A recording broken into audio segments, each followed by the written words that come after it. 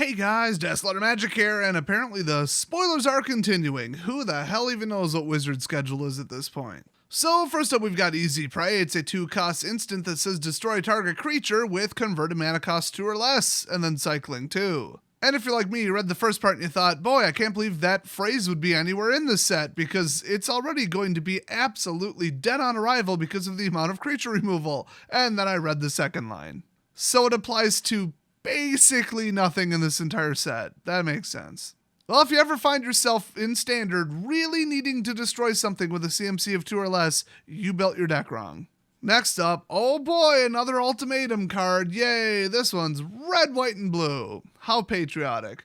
And in keeping with what all the whiny liberals at Wizards think of America, this card is the weakest of all of them. So it's still a 7-cost nightmare in colors that nobody's playing, but target player gains 5 life, Immaculate Ultimatum deals 5 damage to any target, and then draw 5 cards, which is as close to doing nothing as you can possibly do for 7 mana. Ooh, 5 damage. Who cares? And 5 life by the time you can cast this, that's nothing, and then draw 5 cards, which hopefully will help you actually do something in the game, because this card sure as hell won't. Now compare this to blow up everything your opponent owns. So clearly they were not trying to balance these at all. They were just going for, ooh, color identity. You know, because this does 3 things and 1 is each color. Hey, you know what? Instead of trying for that, why don't you try and print a good card and then also delete all 5 of these. Next up, oh boy, it's Indatha Triome, which I guess is like a biome, but with 1 more. Not that I know the exact definition of a biome. I don't think there's really 2 of anything in it. Who knows? Latin's weird. So it's a plains swamp forest, which means it's fetchable. Oh boy, everybody just lost their minds for formats that aren't standard. Woo. Taps for 3 colors. I told you guys 3 color lands are coming.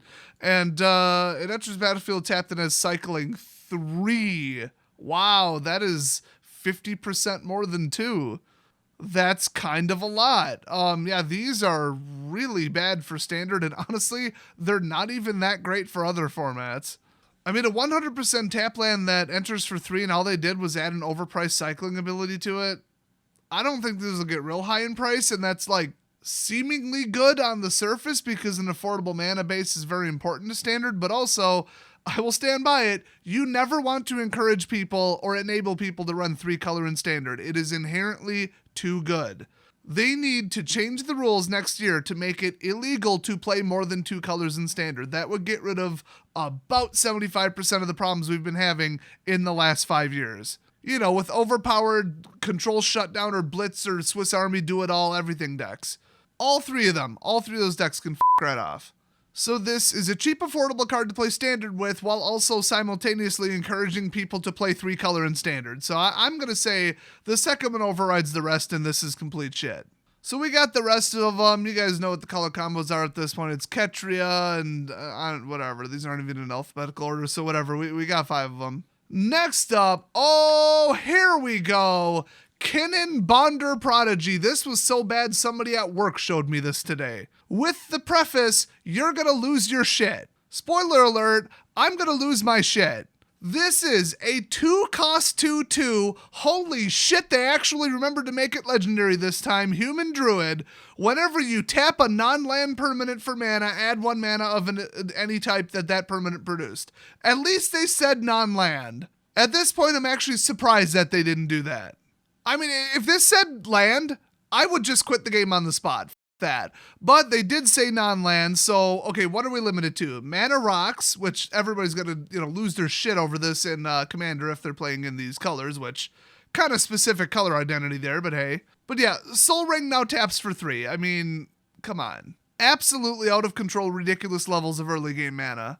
But back in Standard, we've got more than a couple of these. In fact, now we've got like the new clue stones. I forgot what they're called. The stupid little, what are they, crystals or something? I don't even remember. That was like day 1. But okay, so we got those. Then we got, I think, a couple 1-drops. We've got a lot of 2-drops, especially the hexproof one. And so now, yeah, all of those are now going to tap for basically double. I'm sure there's some that tap for 2 under some circumstances. In fact, there are. But yeah, it'll either go from 1 to 2 or 2 to 3. I mean, that's pretty ridiculous.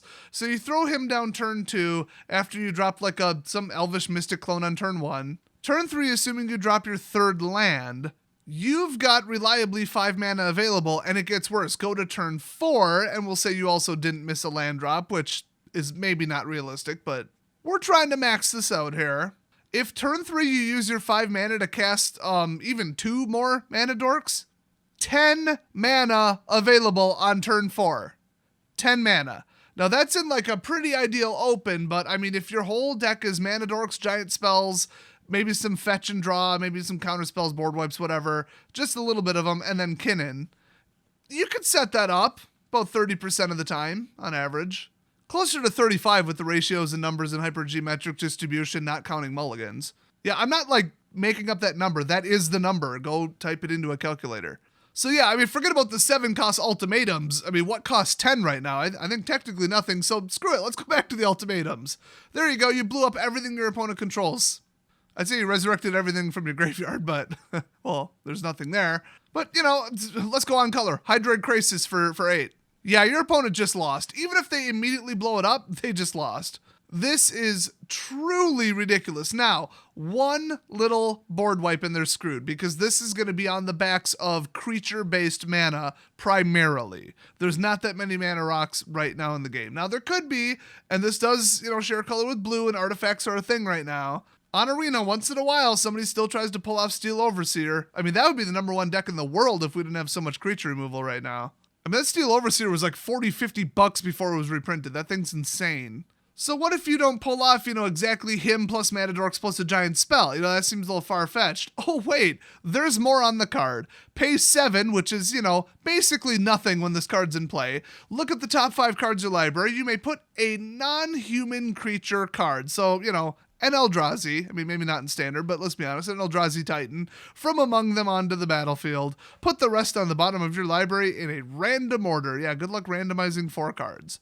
It's the bottom of the library, for God's sake, Wizards. Just let people just stack the damn cards. I mean, instead of pretending they're shuffling 4 cards and totally don't know where they're going. So yeah, free cast some bullshit overpowered creature for 7. So basically, if you didn't already get one in your hand, pay 7 and go get one. Absolutely ridiculous. Remember, this is on color with the 2-drop lizard that lets you go get any creature in your deck that you can pay for +1, and, you know, like I said, 10 mana, and then just drop it into play. Those two together are going to be ridiculous. And the best thing is the whole deck collapses under one giant board wipe. I mean, counterspell this guy? I mean, they got some mana. I mean, Simic Ramp right now is still pretty damn good. I don't think the game's quite over, but boy, with this guy, you're going to go a lot more mana dork heavy, and the whole deck will tip over without him and without them if you take them all out in one swoop. And everybody in the grandma's playing board wipes right now. My white life gain devotion deck runs a couple board wipes just in case. So this fat, ugly, stupid, SJW-looking haircut, dyed hair, fat turkey neck chin piece of shit is Wizards of the Coast's new most powerful person in the deck. I'm shocked. And they went way too far on the power creep, and this already slots into an existing tier 1 deck, Simic anything, Simic Ramp, Simic Flash, you know, Mono Blue, Flash, Splash Green, any of them. I'd practically consider them all the same deck. This piece of shit is going to get banned after they probably ban something else pretending like that's the actual problem. So this stupid waste of space of a card, and fuck Wizards for printing something this dangerously, pointlessly, stupidly, carelessly overpowered piece of untested shit. So far we've got 3 absolute ban bait disgraces to the game. I think we're gonna hit 5 before this is all over. That's my estimate. So next up, we've got Lead the Stampede. It's a 3-cost sorcery. Look at the top 5 cards of your library. You may reveal any number of creature cards from among them and put the revealed cards into your hand. Put the rest on the bottom of your library in any order. Truly and utterly ridiculous. A consistent fetch of 3 to 5 creatures that you draw. This is basically draw 3 for 3, and it's not even blue. What the f***? You know why they made this overpowered? Story Spotlight in the bottom left. That's why. I mean, if they pull 1, 2, 3, 4 more Tramplers, you are absolutely If they pull 2 more 1/1 Death Touchers, you're screwed immediately. You can no longer participate in combat. And if they whiff on it, they either don't know how to shuffle, or they're on Arena, same thing, or they built their deck completely incorrectly. Wow, 2 overpowered shit cards in a row. Can we hit a third one with Porcupine Parrot? Well, it is mutate. 3/4 for 4, and if you tap it, this creature deals X damage to target. Any target at all. Wow, where X is the number of times this creature was mutated. Oh, so like that goblin ballista thing, but worse and no downside. I mean, if anybody was ever going to play Mutate, or if I thought that this would, survive mutating 3 times without getting hit by 50 kill spells. But no, Mutate's dead on arrival. Nobody's going to play it. This is horrifically overpowered if Mutate worked in any way, shape, or form, but no. Stupid little Porky Parrot's going to be the lightning rod to end all lightning rods, and if your deck doesn't have creature removal right now, you're a crazy person. It has become mandatory to play the game. Sorry to be the bearer of bad news. Next up, we've got Regal Leo, another useless waste of a card because it mutates shit. 2 cost 2/2. When it mutates other creatures you control, get +2/+1 till end of turn. That's great, except you won't have a swarm of creatures because you're running Mutate. Next up, oh goody foreign cards, it's Slitherwisp, which is an oddly costed elemental nightmare. It has flash, and whenever you cast another spell with flash, because we needed that, draw a card and each opponent loses 1 life. Are you fucking kidding me? So your mono blue flash, Dimir flash, or Simic flash, now splash black deck has unlimited card draw now. That's great. I was just hoping that they would make that deck a little bit more toxic so people would start playing it again. I was just thinking that. Thanks, Wizards. Boy, today's spoilers went straight to hell in a hurry. This is going to be tragic for the game. Next up, Snare Tactician. It's a piece of shit human, which is going to be also unplayable as a tribal. When you cycle a card, which you might notice this doesn't have cycle, tap target creature and opponent controls, which seems to be humans' only trick, and it's only going to buy you so much time. Some more dumb filler jank that some idiot might play in a draft. Next up, we got Unpredictable Cyclone. Oh boy. It's a red enchantment, and if a cycling ability of another non-land card would cause you to draw a card, instead exile cards from the top of your library until you exile a card that shares a card type with the cycled card. You may cast that card without paying its mana cost, then put the exiled cards that weren't cast this way on the bottom of your library in a random order cycle too. I honestly stopped paying attention to what even I was saying halfway through that. Go read it yourself if you give a shit. I don't care about this stupid card. All the spoilers from today just sent Standard to even more of a shithole than it was in before. I honestly don't give a what the rest of the cards are at all. Although the next one is a Flying Fox, so they got me with that one a little bit. It's 4 cost 2/3 with Mutate, yeah, that. And it has flying whenever this creature mutates, put a 1/1 counter on it. Yeah, who cares? It's Flying Fox, that's all I care about. That's cool. Next up, we've got an even less consistent depiction of Narset than we had already in the set, which is amazing. At this point, they've gone full-blown Teferi, where like one Teferi looked like Kanye and the other one looked like, I don't know, I think Shaq. There was like 4 different versions of them that were just clear as day 4 different people. So anyway, this Jeskai shit that leaked into the set is an enchantment, and whenever you cast a non-creature spell, draw a card. Why the f*** not at this point? Why the actual f*** not? Give people unlimited card draw who are already playing Esper Splash Red, Control-a-thon shit show you don't get to play your deck, f*** you. Yeah, those assholes needed more consistent firepower, thanks. Oh, and big shout out to whatever dumbass was in charge of this spoiler. According to mythicspoiler.com, it was Wizards themselves. Okay, but yeah, thanks for this blurry, oversaturated, artificially darkened piece of barely legible shit. You're really representing your game well.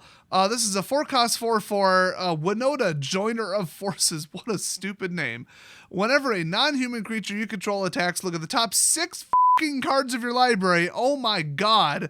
You may put a human creature card from among them onto the battlefield tapped and attacking. Okay, it gains indestructible until end of turn, because why the f*** not?